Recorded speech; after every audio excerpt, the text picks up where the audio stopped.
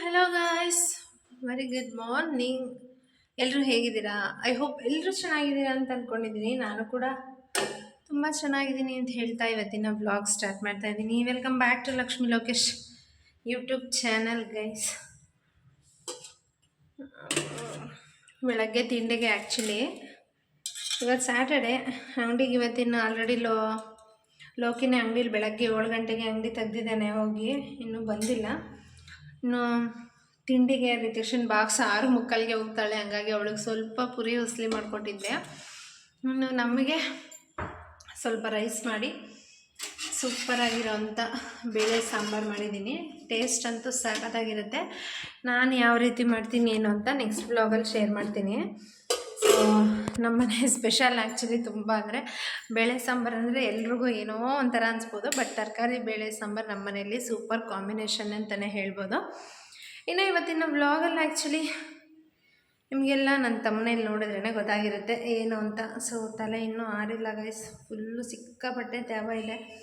ತ್ಯಾವದಲ್ಲೇ ನನಗೆ ಬಾಚಿಬಿಟ್ರೆ ಸೊ ತಲೆನೋವು ಸ್ವಲ್ಪ ಜಾಸ್ತಿ ಆಗಿಬಿಡುತ್ತೆ, ಹಾಗಾಗಿ ಬಾಚಿಲ್ಲ. ಇನ್ನು ಇವತ್ತಿನ ವ್ಲಾಗಲ್ಲಿ ತುಂಬ ಜನದ್ದು ಕ್ವಶನ್ಸ್ಗೆಲ್ಲ ಕ್ಲಾರಿಫೈ ಮಾಡೋಣ ಅಂತ ಅಂದ್ಕೊಂಡಿದ್ದೀನಿ. ಕ್ವಶನ್ ಆ್ಯಂಡ್ ಆನ್ಸರ್ ಬ್ಲಾಗ್ ಮಾಡ್ತಾಯಿದ್ದೀನಿ ಇವತ್ತು.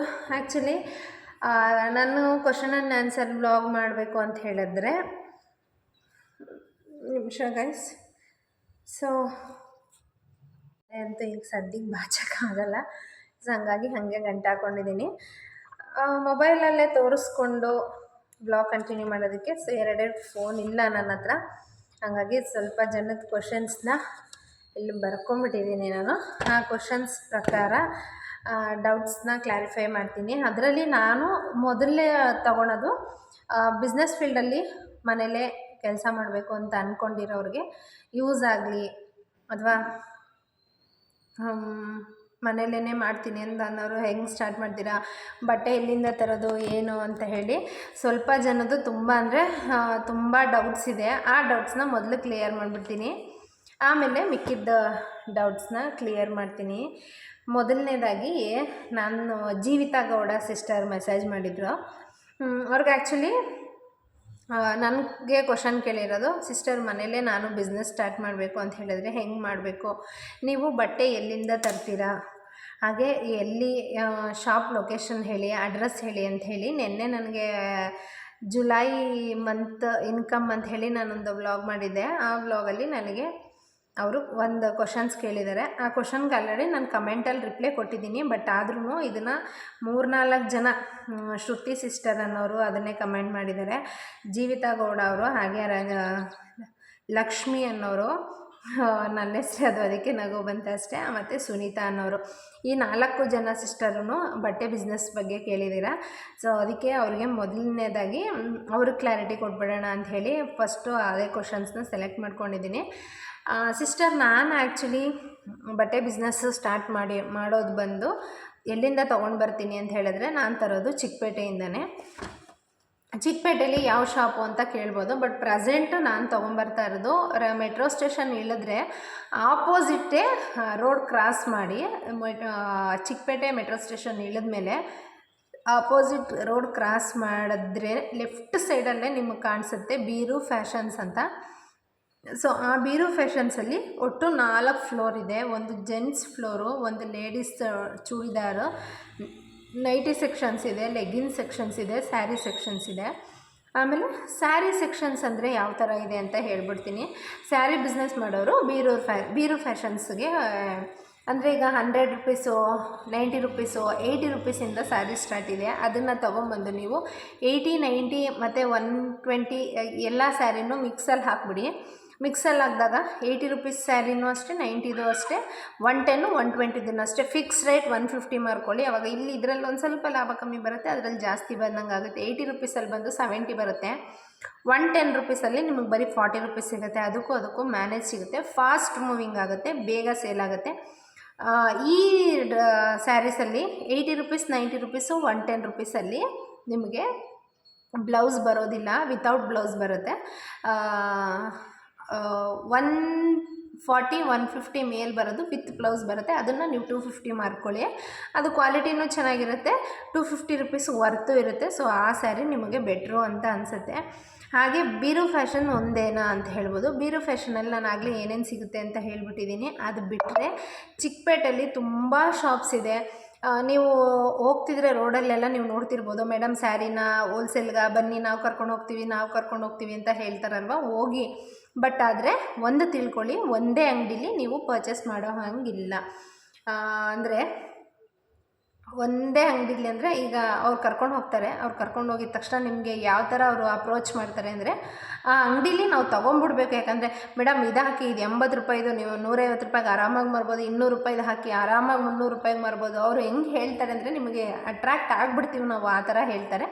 ಬಟ್ ಯಾವುದೇ ಕಾರಣಕ್ಕೂ ಒಂದು ಶಾಪಲ್ಲಿ ನೋಡಿ ತೊಗೋಬೇಡಿ. ಆ ಚಿಕ್ಕಪೇಟೆಯಲ್ಲೇ ಒಂದು 10 ಶಾಪ್ ಹುಡುಕಿ ಸರ್ ನೋಡ್ತೀವಿ ಬರ್ತೀವಿ ಅಂತ ಹೇಳಿ.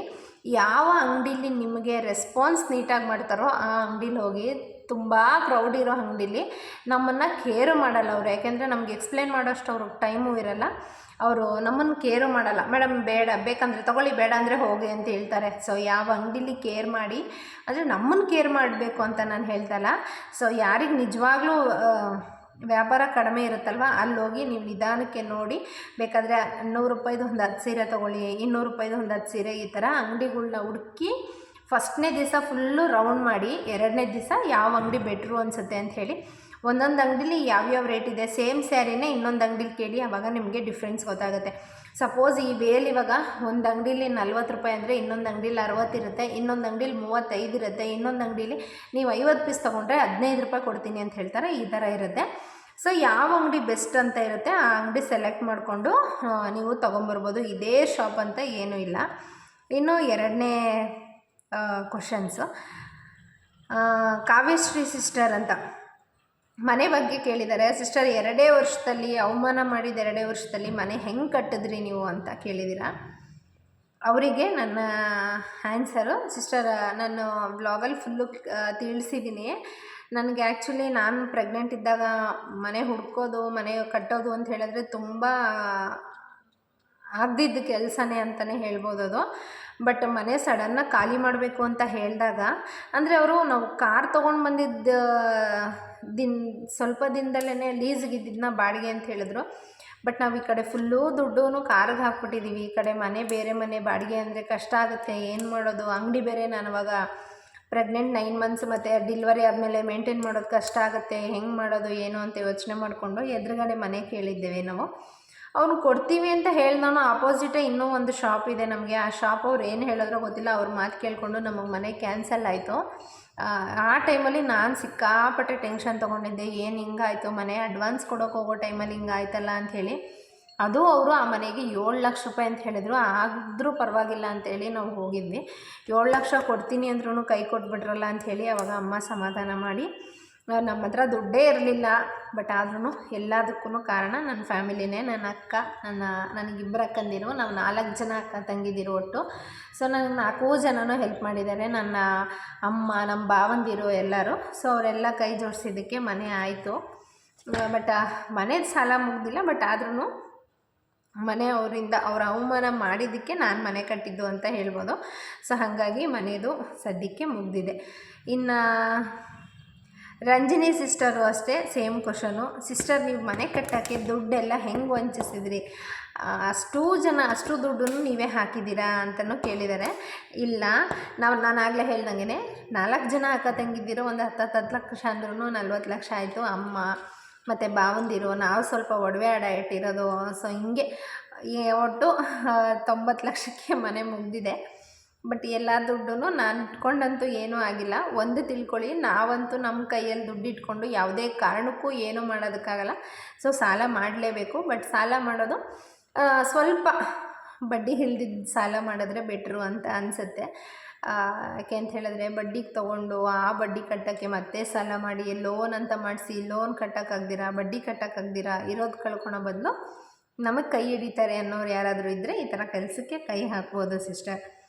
ಮತ್ತು ಇನ್ನೊಬ್ಬರು ಜಯಲಕ್ಷ್ಮಿ ಸಿಸ್ಟರ್ ಅಂತ, ಅವರು ಅಷ್ಟೇ ಸಿಸ್ಟರ್. ನಾನು ಬಟ್ಟೆ ಬಿಸ್ನೆಸ್ ಮಾಡಬೇಕು, ಎಲ್ಲಿಂದ ತರೋದು, ಏನು ತರೋದು ಅಂತ ಹೇಳಿದ್ದಾರೆ.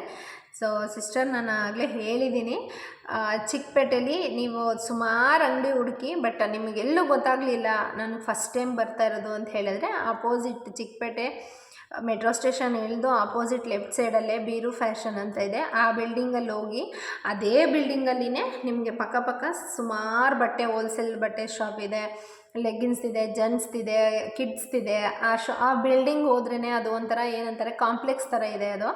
ಸೊ ಅದರಲ್ಲಿ ಎಷ್ಟೊಂದು ಸೆಕ್ಷನ್ಸ್ ಇದೆ. ನೀವು ನೋಡಿಕೊಂಡು ಬೇಕಾದರೆ ನಿಮ್ಮನ್ನು ಆ ಬಿಲ್ಡಿಂಗಲ್ಲಿ ಏನು ತೊಗೊತೀರಾ, ಏನು ಬೇಕು, ನೀವು ತೊಗೊಂಡ್ರೆ ಬರಬೇಕು, ತೊಗೊಂಡಿಲ್ಲ ಅಂದರೆ ಇಲ್ಲಿಗೆ ಬರಬಾರ್ದು, ಆ ಥರ ಎಲ್ಲ ಏನೂ ಇಲ್ಲ. ಬೇಕಾದರೆ ಸುಮ್ಮನೆ ಹೋಗಿ ಒಂದ್ಸಲ ವಿಸಿಟ್ ಕೂಡ ಮಾಡ್ಕೊಂಬರ್ಬೋದು. ಅಲ್ಲಿ ನೀವು ಯಾರಾದರೂ ಕೇಳಿದ್ರೆ ನೋಡೋಕೆ ಹೋಗ್ತಾಯಿದ್ದೀವಿ ಅಂತ ಹೇಳಿ, ರಿಟರ್ನ್ ಬರಬೇಕಾದ್ರೆ ಏನು ತೊಗೊಂಡಿಲ್ವ ಅಂತ ಹೇಳಿದ್ರು ಇಲ್ಲ, ಇದು ಫಸ್ಟ್ ಟೈಮು ಶಾಪ್ ವಿಸಿಟಿಗೆ ಮಾಡೋಕ್ಕೆ ಬಂದಿದ್ದೀವಿ ಅಂತಲೂ ಹೇಳ್ಬೋದು. ಹಾಗೆ ಇನ್ನೊಬ್ಬರು ಲಲಿತಾ ಸಿಸ್ಟರ್ ಅಂತೆ, ನೀವು ಅಂಗಡಿಗೆ ಲೆಗ್ಗಿನ್ಸು ಮತ್ತು ಪ್ಲಾಜಾ ಪ್ಯಾಂಟ್ ಎಲ್ಲ ಎಲ್ಲಿಂದ ತರ್ತೀರಾ, ನಾನು ಮನೆಯಲ್ಲೇ ಸೇಲ್ ಮಾಡಬೇಕು ಅಂತ ಅಂದ್ಕೊಂಡಿದ್ದೀನಿ ಅಂತ ಹೇಳಿದ್ದೀರಾ. ಸಿಸ್ಟರ್, ನೀವು ಪ್ಲಾಜಾ ಬರೀ ನಾನು ಆಗಲೇ ಹೇಳ್ದಂಗೆ ನಾನು ಲೆಗ್ಗಿನ್ಸ್ ಎಲ್ಲ ಹಾಕೋದು ಬೀರೋ ಫ್ಯಾಷನಲ್ಲೇ.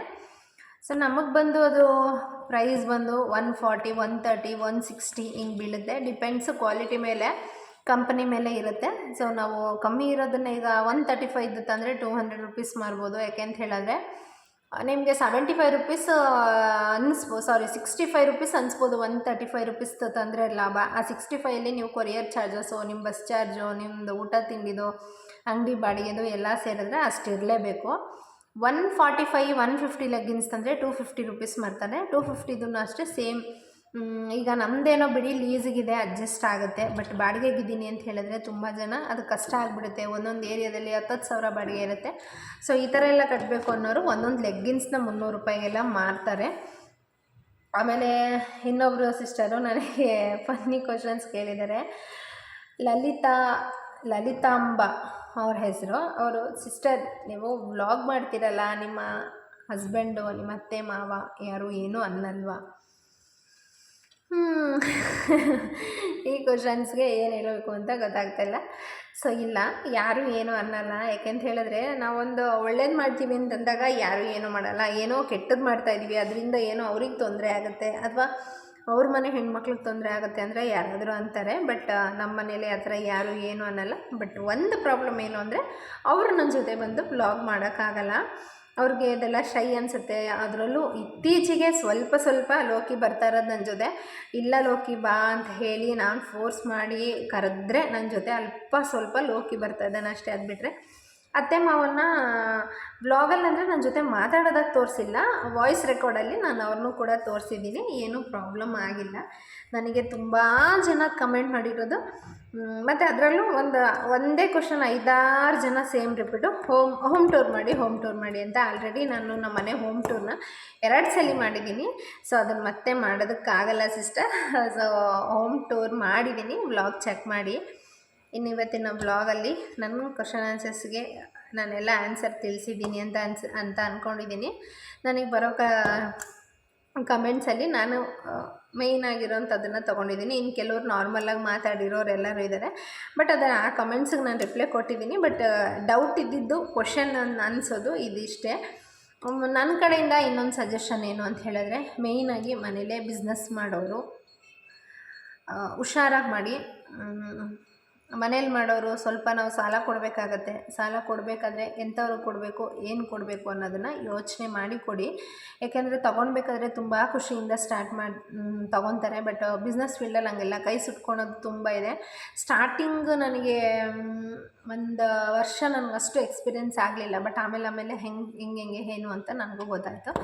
ಸೊ ಅದ್ರ ಮೇಲೆ ಹುಷಾರಾಗಿ ನೋಡ್ಕೊಂಡು ಮಾಡಿ. ಬಟ್ ಪ್ರಾಫಿಟ್ ಇದೆ, ನಮ್ಮ ತಲೆ ಯೂಸ್ ಮಾಡಬೇಕು ಅಷ್ಟೇ ಅಂತ ಹೇಳ್ತಾ ಇವತ್ತಿನ ವ್ಲಾಗ್ ಮುಗಿಸ್ತಾ ಇದ್ದೀನಿ ಗೈಸ್.